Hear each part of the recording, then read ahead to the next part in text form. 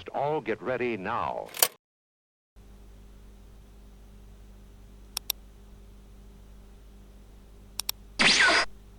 This is Curse of the Dragon Slayer. It's directed by John Wylde and was conceived in Mount Doom by our friends at Aerostorm Entertainment. Now, I did an oopsie in my last big review where I said this: if this film wasn't all that good, man, I can't wait to watch the sequel.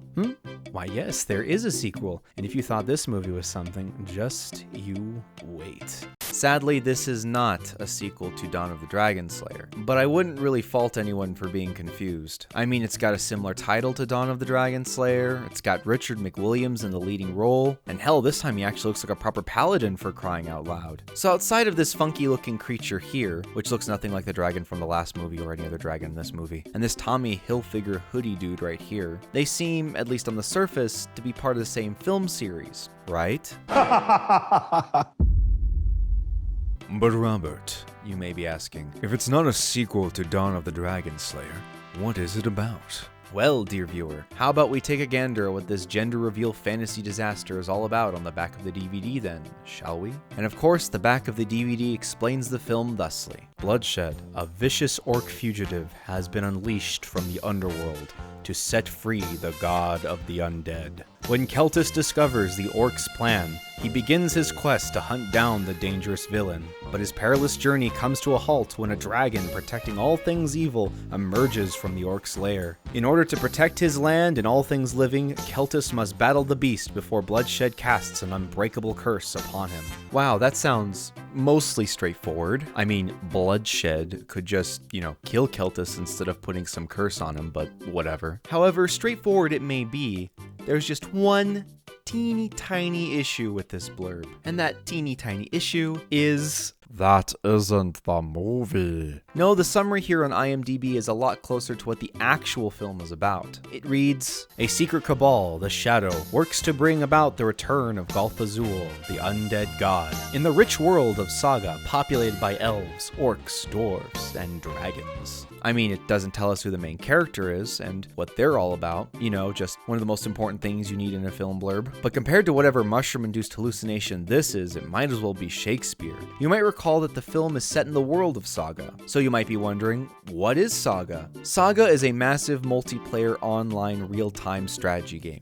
Whew. That's a mouthful. Think of Clash of Clans or something, where you're in control of a small settlement comprised of one of the many fantasy races that populates the world of Saga. In the game, you've got orcs, elves, and humans. All the creatures you need to populate a generic fantasy setting. And each race in the game has a different playstyle to spicing up the gameplay and so on and so forth. Some of the folks at Aerostorm Entertainment helped make Saga, and at one point someone at the studio thought it would be a good idea to promote the game with a movie adaptation. But don't worry, I'll go over how this movie is as an adaptation in greater detail a little later in the video. You're just gonna have to be patient.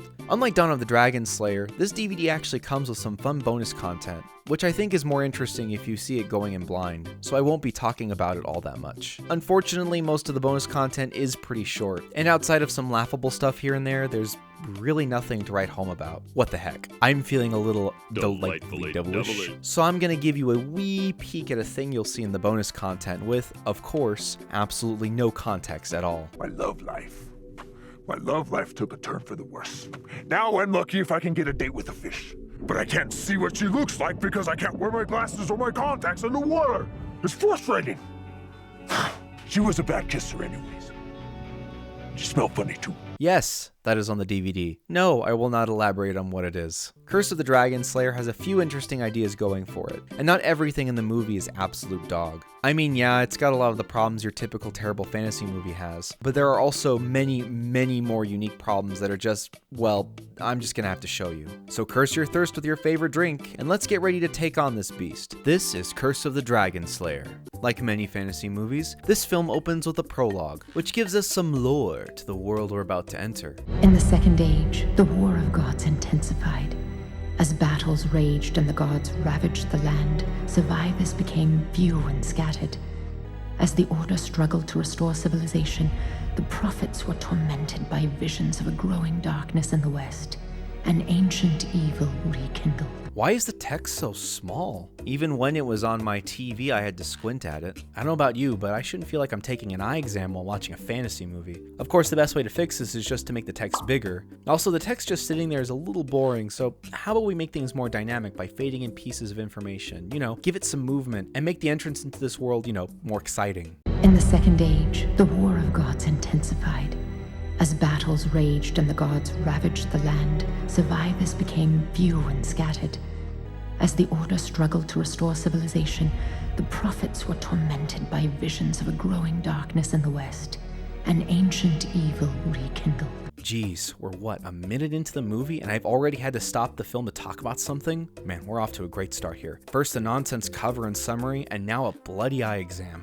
I'm calling it now. There's nothing. Not one thing it can do that will improve the quality, and...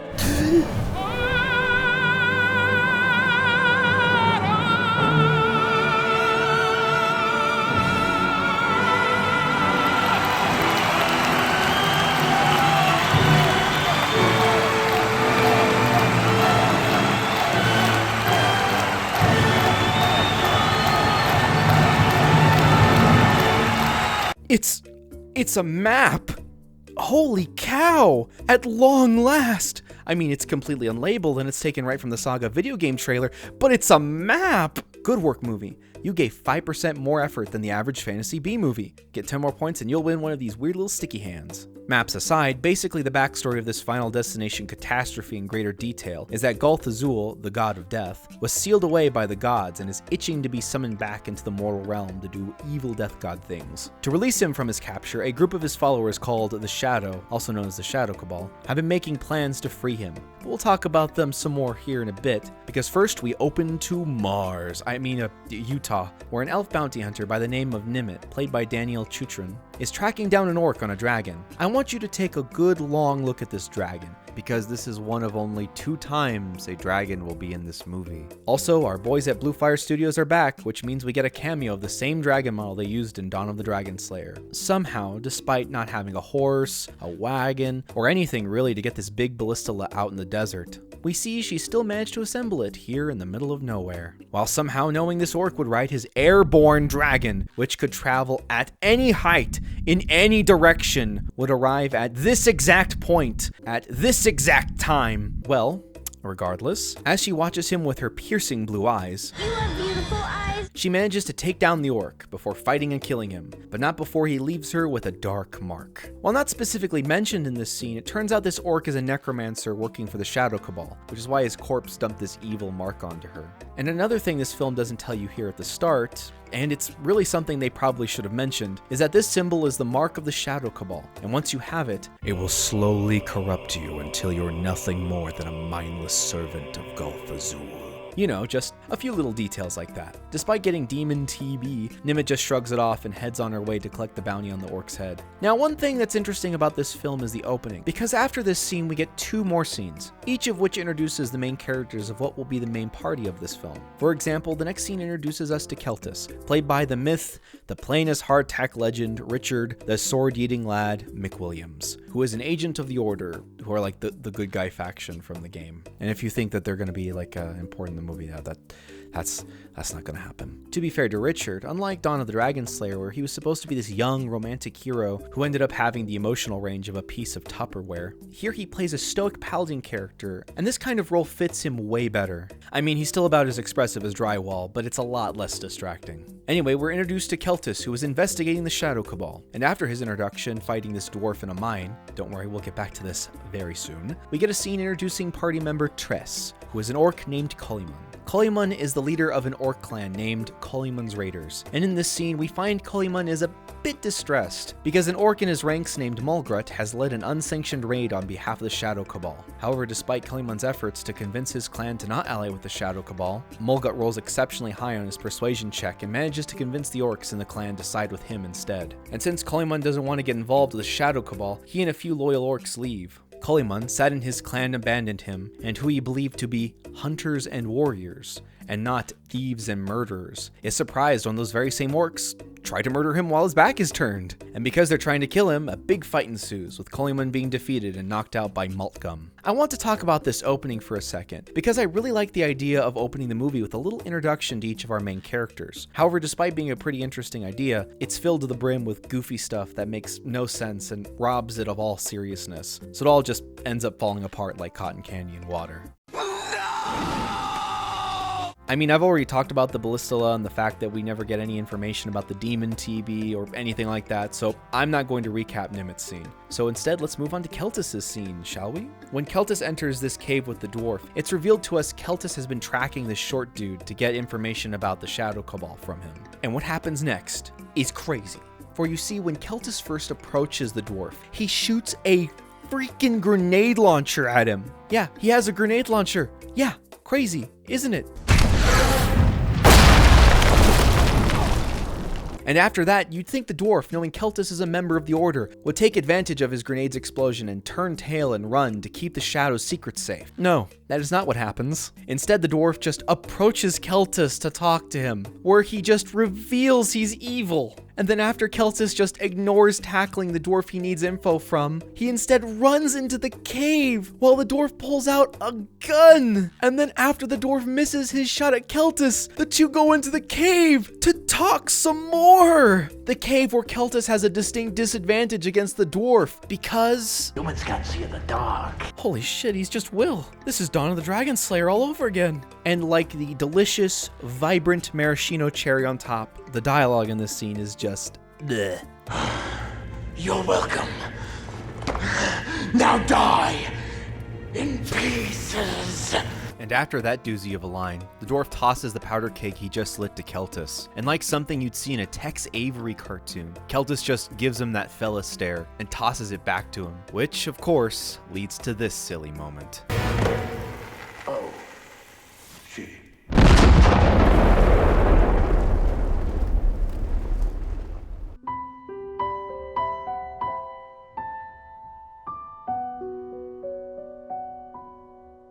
Oh, and yeah, Keltis just walks away from that without any injuries, despite the fact he was standing 6 feet away from the dwarf. It's just silly. It's all just silly. Now that we've covered Keltis' scene, let's look at Kolimun's, which is also just full of nonsense. Like, why don't the orcs, if they're just going to betray Kolimun, just kill him? Why let him walk away? Why keep him alive later? Oops, spoilers. Why does he believe his band of black-armored, scraggly, savage orcs are honorable warriors and hunters? My brother in Christ, you named your clan Kolimun's Raiders. Congratulations, you played yourself. Oh my god, I feel like my brain is oozing out of my ears.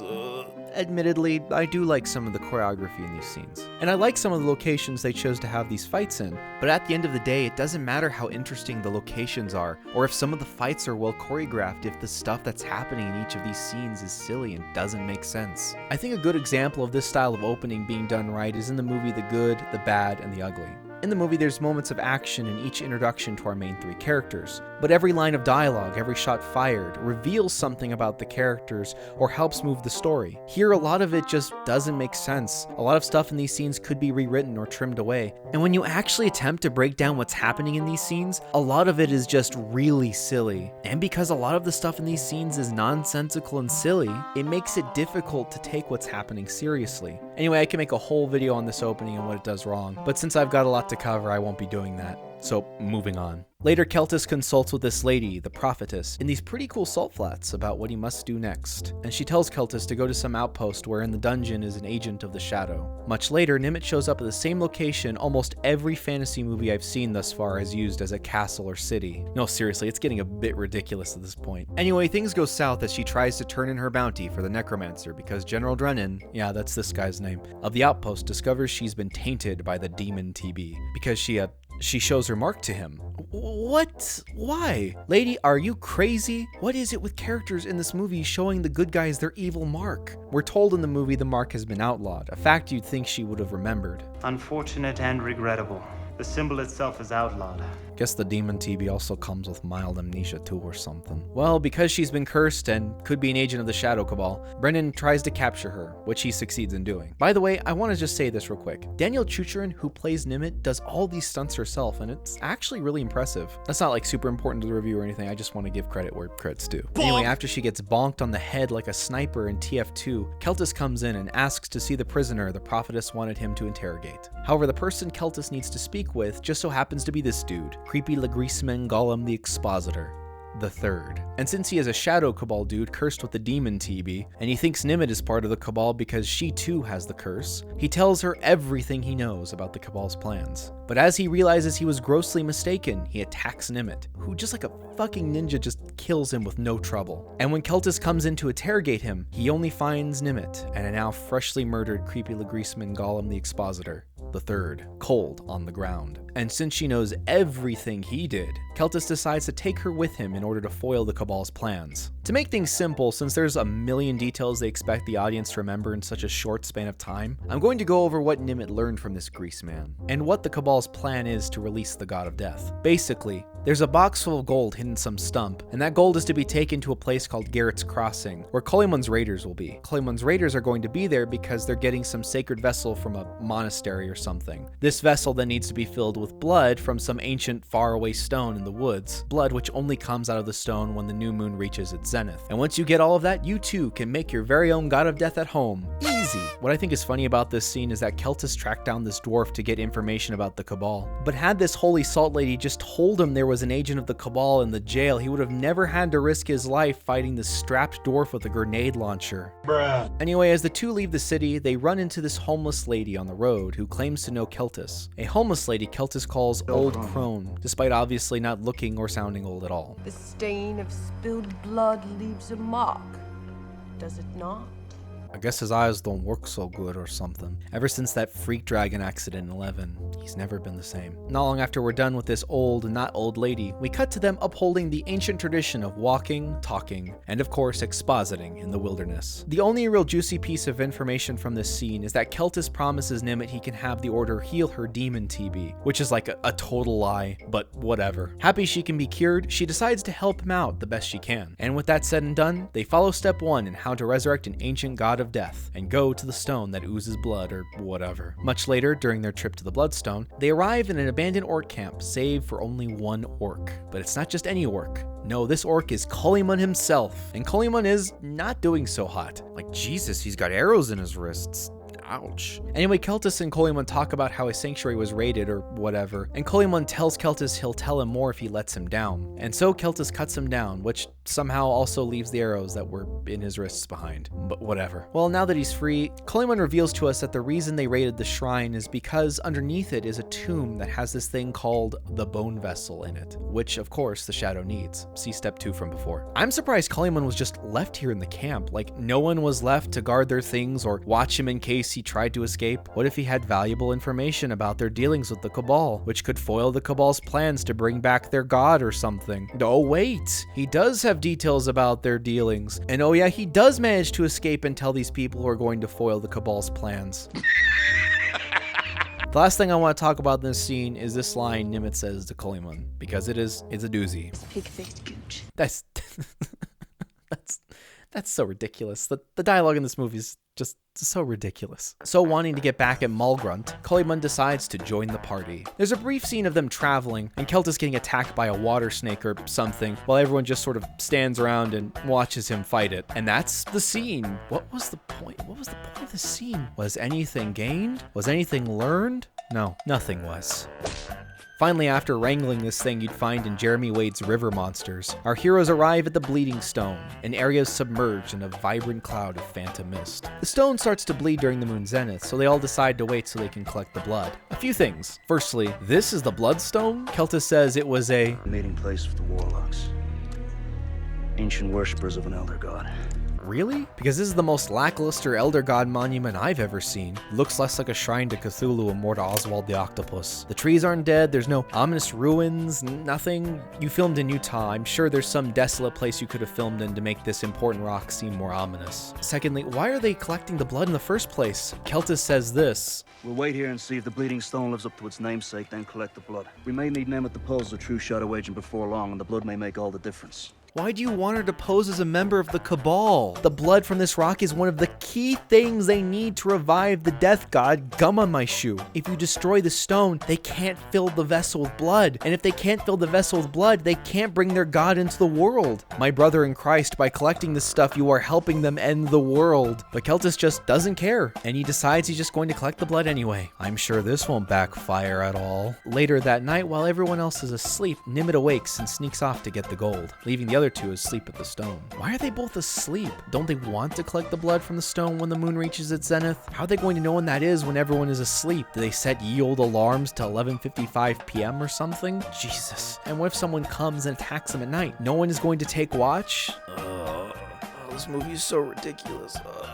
Despite all that, Nimit manages to find the log with the treasure in it, which is impressive considering they're in a forest surrounded by logs and trees. However, Keltis senses something stirring in the dark and awakes Kuliman. And that dubious little thing scooting around in the dark is a pack of zombies. You know, because this is a meeting ground for warlocks or something. Which of course leads us into yet another action sequence. Holy cow, this movie is filled with action. Not but 5 minutes ago we had a fight with that big fish, and then 7 minutes before that Keltis and Nimit fought, and then 7 minutes before that Nimit fought the outpost soldiers, and then there was a bit of time for non-fighting stuff to happen. But then a few minutes before that we got not one, not two, but 3 action-heavy scenes showcasing our characters. We are 43 minutes into the movie, and there's been like 7 action-heavy scenes. For comparison, the movie Die Hard has its first action scene around the 40-minute mark. That's 1 action scene in 40 minutes. In an action movie. Geez, the writers for this movie like adding in action scenes like Jamie Oliver likes adding olive oil to everything.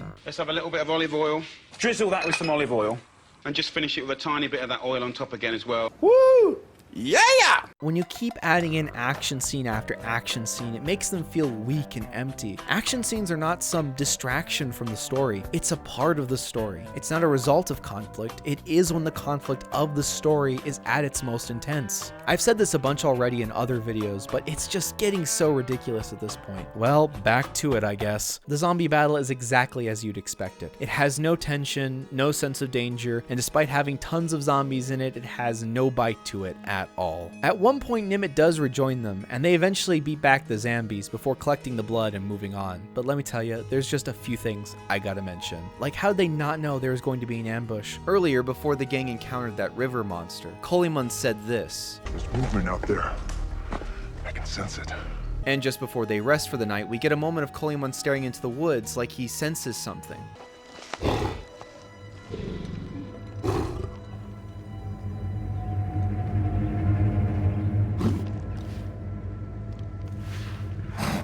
If he can sense movement, and this was a moment of him sensing something in the woods, why did he go to sleep if he knew something was around? No, never mind, moving on. We then cut to a really red scene. Man, we're getting all the colors of the rainbow in this movie, huh? Anyway, this Kaled looking zone is Garrett's Pass, and since it turns out the group is early to the deal, they sit and rest for a moment. While they wait, Keltis goes off to take care of his wounds and pray. In the prophetess's mind flats, Keltis talks to the prophetess about his mission, where he tells her about his plans to have Nimit return the bones, I guess, to the temple shrine place, and maybe see if the priests there can heal her. The prophetess does not like this and tells him he needs to kill her. Keltis, though a bit reluctant, agrees to do so. Back at the ridge overlooking the pass, Nimit is getting her cloak and the stump money ready. So as she heads down to the pass, the other two watch from above as she makes the deal for the vessel. And as Mudkip arrives with his orcs, the deal at first seems to go well. And heck, Nimit even manages to successfully parlay for the vessel. However, things go very, very south when the real shadow agent shows up, looking like a Nazgul or something. After retrieving the vessel from Nimit, the Shadow Rider inducts the orcs into the Shadow Cabal and gives them all the demon TB. And as the Rider tells the orcs where to go for the big ritual to summon Gablo Gabgalab, the orcs take Nimit back to their camp. Upon seeing Nimit's capture, Kaliman and Keltis decide to part ways, with Kaliman going after Nimit and the Horde, while Keltis goes off to get the vessel from the Shadow Guy. With the blood. That is not a good idea, my guy. Later, Keltis meets the Shadow Agent face to face, and of course this leads to a battle between the two of them. But Keltis is no match for the Nightman,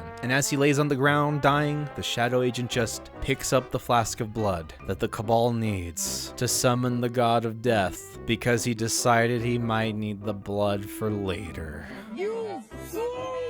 As Keltis continues to fail his death saves, he reaches out to the Prophetess, who is like, "Nah, I ain't helping you," and just fucks right off to let him die since he's tainted with the demon TB. What a bitch! And as Keltis is dying, we get a scene of Kaliman sneaking through the brush, trying to find Nimit. And soon he comes upon the orc camp. Wait, no, this is wrong. Oh, what actually happens is he ends up crossing a lake, and he fights off some mermaids in a rowboat. What? Yeah, no, that happens. He goes in a rowboat across this lake and he fights off a bunch of mermaids. And then he clambers to shore and absolutely nothing was gained from this scene. Mayhaps this scene was placed in the movie to fill in time? Who knows? Who knows? Back at the camp, as Mullet makes his move on Nimit, Kaliman shows up and challenges him for leadership of the clan. And again, we get another fight.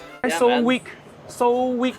Kaliman loses, again, because Mignon has the demon TB, which allows him to be rezzed or something. It's never explained what powers one gets when they have the dark mark of the Shadow Cabal, but I guess it just acts like a totem of undying or something like that. I don't know. I don't think the creators know either. But not wanting to deal with that, Nimit and Kaliman run away and escape from the Horde. We later cut to Keltis abandoned by his prophetess. Like, seriously, why does he follow this lady? She's been like no help at all. Well, anyway, abandoned by his prophetess, he lays on the ground alone and dying, when suddenly he's approached by a stranger.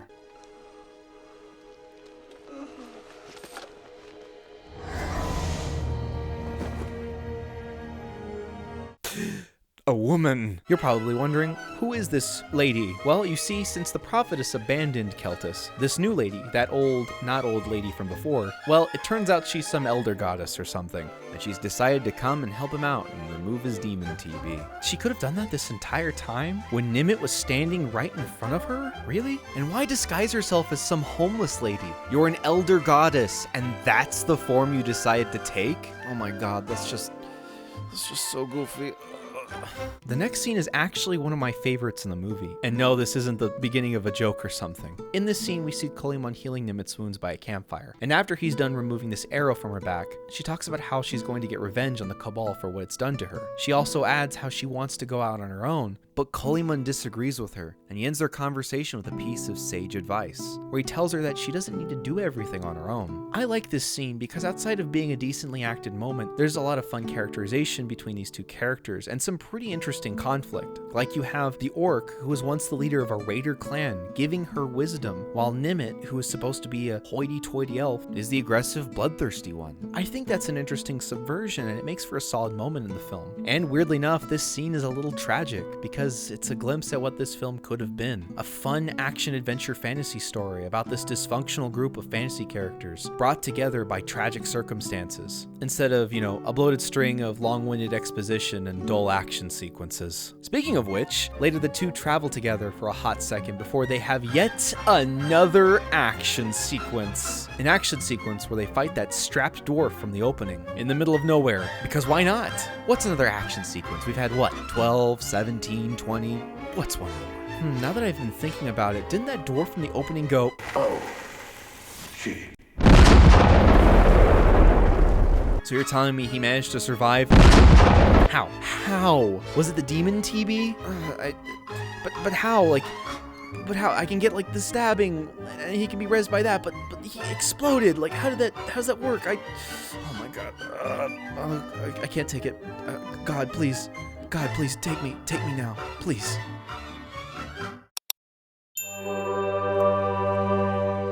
The scene is so ridiculous, and it feels so unnecessary. Anyway, after a while, Keltis shows up to help them, and they finish off the dwarf once and for all. The party's all back together. Yay. Because Keltis works for that not old goddess person lady, he has healing powers now, so he casts healing hands and gives Nimit back some HP. Cause in the battle, she got yeeted off a cliff like a sack of potatoes. Then afterward, Keltis tells us what the Shadow Cabal plans to do, which is they're going to take the blood, nice work there buddy, and the bone vessel to the entrance of the underworld, which is a thing now, I guess. And it's there they plan to make an avatar of Goldfish Poo, the god of death. You'd think the world would know about all of this, and you're probably thinking that the god of death returning is a pretty big deal, especially when the prophet has said this about what will happen if he comes back. If the death god is unleashed from the underworld, all things living shall perish. So with that in mind, you'd think we'd get a scene of Keltis telling the Order they may need to summon their armies to stop the Death God's return, right? I mean, Keltis knows people in the Order like General Drennan, surely he could reach out to him, but if you thought we'd get a moment where the world reacts to this huge development, you'd be dead wrong. Jesus, this move is awful. Later, Keltis and the gang are on the road when Nimit decides to ask our boy in purple what him being roided up on holy juice is all about. So he shows her the mark of the woman elder god person he met in the woods, and he tells her that he was healed and that there's hope for her to be cured. So again, why can't the elder god just remove her curse? Like seriously, why not? Can Keltis just pray to her and ask her to cure her? You know, like he did with the prophetess? Oh, he's not? Oh, okay then. Finally, our heroes arrive at the entrance to the underworld, and wouldn't you know it, they arrive right on time as the Shadow Cabal starts the ritual to resurrect And so the gang decides that since Kaliman and Keltis will be sensed by the evil dudes down at the ritual, they'll send Nimit down to sneak up to the ritual and disrupt it. So she sneaks up to the ritual, past all the orcs who have seen her before, and who are not at all suspicious a random elf is just coming up to them. As Nimit gets closer, the curse seems like it's too much for her, so Keltis and Kaliman step in to help. And while the orcs are distracted by our boys, Nimit seizes the moment to stop the ritual. However, the Agent of the Shadow stops her with his mind powers, and with her under his spell, he tries to get her to stab herself with her own sword. I mean, you could have just had one of the dudes next to you kill her while she was defenseless, but since he's a villain in a B movie, he's obligated to be as overdramatic as possible. However, Nimit manages to steal herself and goes in for the kill, but suddenly she's hit by an arrow from the bad orc. Man,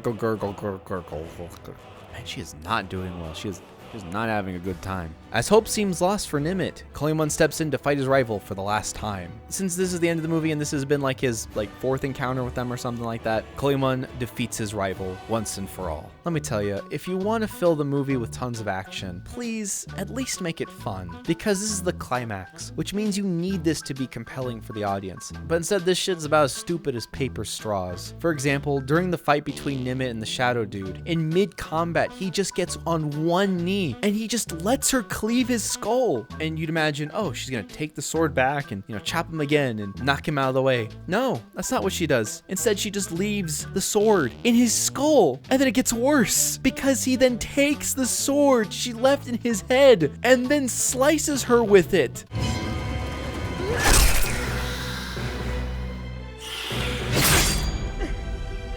Ridiculous. This action is ridiculous. All they wanted was a cool shot, and it's not even cool. It's just silly. There's other instances of nonsense in this battle, like during Kaliman's duel with his rival. I mean, just look at the orcs in the background. You'd think the orcs in the background, who are, working for the Shadow Cabal, would do everything in their power to stop our main heroes from disrupting the ceremony, right? No, they don't. Instead, they're just completely disinterested in stopping them. They look less like they're ready to do battle and more like they're waiting for the bus. Anyway, that's it. That's enough of that. Back to this climax, I guess. As the Shadow Agent falls into the pit, he releases the contents of the bone vessel. And as the group recoups, Gulf Azul emerges from the well. Now, before I go over this next part, I want you to imagine all the greatest villains out there. Darth Vader, Vermithrax Pejorative. Yes, that's the name of this dragon. Or what about the iconic creature, Jaws the Shark? One thing they all have in common is a great villain sting, or a heavy, powerful score that screams, "I'm the villain, and I'm here." The addition of a good villain theme or sting adds a level of presence to the enemy, and it helps sell that your villain is, well, evil. So of course, when the god of death, the big bad that everyone's been trying to stop from coming back, returns to the mortal world, we get absolutely nothing at all.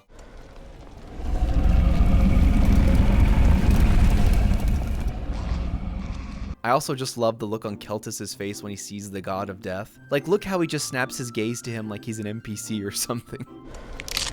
The lack of music makes this moment really underwhelming. It's less of a BBEG reveal and more of an introduction to Black Doom from the Shadow the Hedgehog fan dub. Hi, Shadow. It's me, the devil. I love you. Anyway, that's all I have to say about that. Moving on. As the devil rises from the well, he starts throwing darkness spears at his followers because he can, I guess? And then, my God, we get one of the greatest moments in the movie. We get a glorious shot of the orcs just standing around the area as the god of death just blows them up. I mean, you saw it at the start of the video, but it's just so ridiculous. Do they want us to take this film and what's happening in it seriously? When there's an orc yeeted at the camera like a dragon skeleton in Skyrim with a Wilhelm scream? And as the two stare each other down, Keltis runs up and stabs the god of death. What? Mortal weapons can hurt him? Okay, alright, sure, cool. And then after literally stabbing the god of death, Keltis dodges the devil's slower than shit spear attack. Bruh, this is the god of death and that is his attack? You know your god of death is weak when Will is having no problems dodging your attacks. Well, anyway, after Keltis dodges that attack better than I do the Jehovah's Witness, I'm not even joking when I say this. This happens. You're gonna see it. It's goofy. It makes no sense. He then picks up this weapon summoned by the Avatar of Death himself, like it's nothing. And then he turns it into a light spear. And then he just yeets it at him while screaming at the top of his lungs, which of course destroys Gatham. Was that a power that came with the holy symbol? Why isn't everyone turning to this goddess when it seems like her power is the only kind that can actually stand up to the shadow? Ouchie. My brain broke. My two issues with this moment are, first, his abilities were never established from the start, so we have no idea what he can or cannot do. This may be fantasy, but there needs to be rules and consistency with the abilities they put in the movie. Like, we're never told mortal weapons or weapons wielded by those blessed by this goddess of homelessness can harm the god of death. We could assume someone like Keltis could have those kinds of abilities, but assumptions aren't rules, they're assumptions. And never once in the movie are we shown what the full range of Keltis' new powers are. Sure, he can heal stuff, but this was something that was never established in the movie beforehand. You can't just make up new powers, that's not how this works. That's just lazy and contrived writing. The other thing I have to say about this moment is that the actual defeat of Gulth Azul feels about as underwhelming as his introduction was, because Keltis was never the one that had the most beef with the Shadow Cabal. That was Nimit. Through the entire movie, she's the one having to deal with the curse, and the one who's been under the most torment by the Shadow and its followers. The God of Death's defeat should have been the conclusion of an arc Nimit had to go through, where in order to defeat him, she had to overcome her internal struggle to save the day. That would have made this moment with the God of Death's return and eventual defeat so much more impactful. Plus, by making it part of her arc, you could have tied in how she'll defeat him earlier in the movie, instead of, oh yeah, and because Keltis is backed by some homeless lady now, he can just do whatever, because reasons. I could go on and on about this, but it's just so tiresome. It's all just so tiresome. And after Keltis has thoroughly banished him to the Shadow Realm, it's like, seriously, what were they even worried about? This dude was about as threatening as a possum. Well, all of that aside, we fade to black and open to Nimit, who is on the ground dying. Turns out killing the God of Death removed her demon TB. However, it seems like it's too late for her as she dies. However, Keltis still has a few high-level spell slots left and uses his holy magic to heal her after she died, of course. As she comes back to life, the group throws a few quips to one another and they head off into the sunrise, victorious, as some dragons fly in the distance, which is the second and final time you will see dragons in this movie. A movie they decided to call Curse of the Dragon Slayer. Wow, yeah, that's the movie. Jesus. Okay, let's talk about it. Firstly, if they're going to promote the game Saga, they did a piss poor job of doing it. You know, we live in a strange time where video game adaptations are actually kind of getting good. Sure, not every single one coming out is good, but even some of the more lackluster ones have something good about them. Well, they did anyway. But shows like Arcane and Cyberpunk Edgerunners prove that not only can video games have their worlds, characters, lore, and even mechanics be represented in an adaptation, but that those very same things can be made into effective storytelling tools. And of course, this movie is not a good representation of the Saga video game. In the show Cyberpunk Edgerunners, all of the weapons, locations, side characters, and even the stats from the game are factored into the story, like how the humanity stat from the Cyberpunk TTRPG is directly tied to the main character David, and is one of the key reasons he's able to handle the effects of his augmentations. Seriously, this is like a pitch perfect example of how to adapt a video game into a show, and it's just like so good, you need to totally watch it. But here they don't really have the mechanics from Saga play a role in the story, or explore any of the major places in the game. And when you look at it, this really just feels like it could be its own fantasy world outside of the game. Heck, outside of Gulth Azul, none of the other gods, which are named characters each with their own lore, ever show up in the movie. And if you're trying to promote your game with a movie, it really should sell the game. I'm not joking when I say this, but when I finished watching Edgerunners, I wanted to play the game so bad afterward. That's how invested I got into the show. But that's because it engaged me with its story and made the mechanics more than just your standard cyberpunk augmentations. The mods the characters got became a power system on their own that were tied into the flaws and internal conflicts of the characters, which is like just so cool. I wish more stories did that. And if the creators of Curse of the Dragon Slayer were trying to make their movie a big advert for the game, they failed big time, because it's not a very good movie and it's not a very good representation of the game it's based on. I mean, how would you even begin to adapt or represent this game to begin with? The world's about as interesting and unique as an orange cone on a construction site. There's also a few things in this movie that I feel were missed opportunities. This is especially the case with the characters. I did touch on this earlier in the video, but I'd like to expand a little on it. Somewhere in some other dimension, there's a Curse of the Dragon Slayer that has decent characters. Nothing amazing, mind you. You'd have to reconstruct the entire thing to make them good. But the seeds of something interesting are here. You have some very interesting subversions where the fun, upbeat, and sometimes wise one is the beastly orc, and the highly aggressive loner is the elf. But outside of some banter and bickering between our main heroes, the writers don't really meaningfully explore any of these ideas, which is pretty sad because the film could have easily done some interesting stuff with that. Speaking of missed opportunities, I think one of the reasons everything in this film feels so weak is because it lacks a main POV and a character arc for that POV to go through. Despite being a fantasy movie with a party, you still need to have a main character for the plot to orbit around. In The Hobbit, that main POV was Bilbo, and in The Wheel of Time, that POV is Rand al'Thor. And one of the missed opportunities here is that Nimit probably should have been our main character. For example, she's got a few compelling flaws to work through, and because she's a highly aggressive loner warrior character, there's plenty of flaws and baggage to choose from when giving her an arc. And she's also the one with the strongest connection to the Shadow Cabal after facing down with whatever his face is here at the start. But since there's no true focus, none of our main characters feel particularly strong. And I think this film would have really benefited from having Nimit be the main POV. You could have had Kolyman as a mentor figure and is willing to help her on her journey to becoming a better person.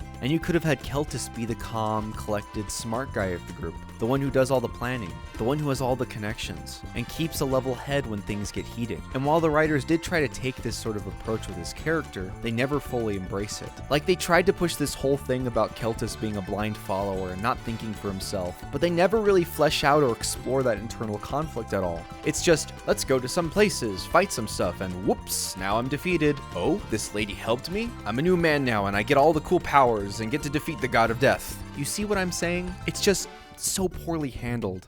And I think had they made Keltis, Kolyman, and Nimit those kinds of characters I mentioned before, it would have given them a pretty fun and interesting party dynamic. Not to mention it would have made this film much more enjoyable to watch. But this is a big one, and I gotta say it. Again, this is one of those movies where it's trying to be this big, epic fantasy story about a group of adventurers trying to take down some great foe, but with the budget of a Hallmark movie, if that. It's hard to believe the God of Death coming back is a serious issue when no one in the world outside of our main heroes are taking the threat seriously, especially when temples have been raided, a curse is spreading, and hordes of orcs are joining the Cabal side. If this were a simple movie about that evil orc that a hero is trying to defeat in order to cure his curse, that would be fine, but the writers at Aerostorm Entertainment wanted to capture the scope and scale of an epic fantasy story with none of the writing or resources needed to back it up. Like, seriously, it's ridiculous. It's ridiculous. There's so many problems in this movie, it's too hard to pick and choose what to talk about without making this video 2 hours long. I mean, I've said it before, but even stuff like the way they marketed this movie makes no sense. It'd be one thing to call this movie Curse of the Dark Lord, or War of the Shadow Cabal, or something like that, which also sounds pretty decent while also being transparent about what the film's actually about. And strangely enough, while doing research for this video, I actually found out this movie goes by like 5 other names, some of which are way more accurate to what the film is actually about.